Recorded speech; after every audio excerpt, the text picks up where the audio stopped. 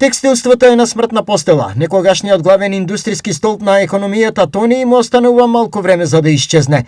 Од текстилниот кластер го потврдуваат тоа, меѓутоа мислат и поинаку. Точно е дека изминатиот период, еве речиси 2 години, текстилниот сектор не е на она ниво кое што беше пред пандемијата. Се обидуваме некако да како кластер изнајдеме решенија со поголема промоција на нашите компании. Фокусот е повторно на фирмите кои што произведуваат заштитна опрема и работна опрема, како и службен програм. Тука некако гледаме дека тој сегмент на облека е поодржлив и гледам дека постепено и други компании кои што повеќе биле присутни во модниот сектор сега се прилагодуваат кон ваков начин на производство. Кои се главните параметри поради кои тој е неодржлив сектор? Тоа е порастот на платите.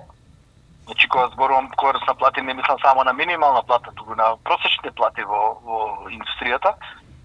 И второ е да младите го изгубиат, фактички немаат желба да работат во оваа гранка. За 4 месеци од оваа година извозот во текстилниот сектор е намален за повеќе од 13%, а за една година бројот на работници е намален за 10%.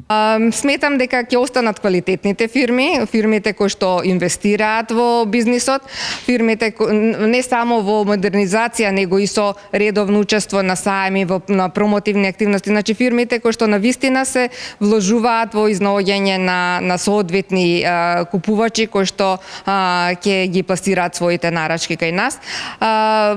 Ќе оди трендот на опаѓање и понатаму, секако како се намалува работната сила и количината на извозот се намалува. Излезот е во производство на поквалитетна роба, за поквалитетни брендови. Реално, текстилот никогаш нема да се врати на нивото кое што беше. И сега на компаниите предстои итна евакуација и преструктурирање, за да се спаси што може да се спаси.